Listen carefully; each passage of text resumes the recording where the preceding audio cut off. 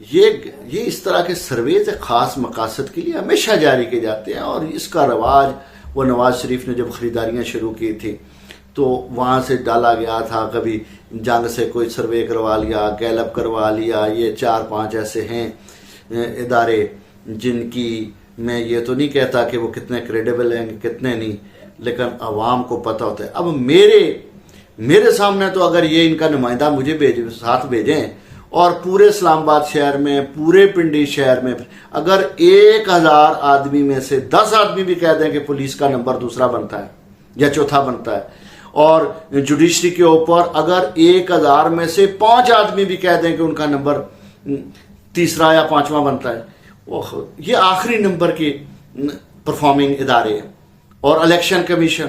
اگر 1000 میں سے 1 آدمی بھی الیکشن کمیشن پر اعتماد کا اظہار کر دے تو میں یہ ولاگز کرنا چھوڑ دوں گا۔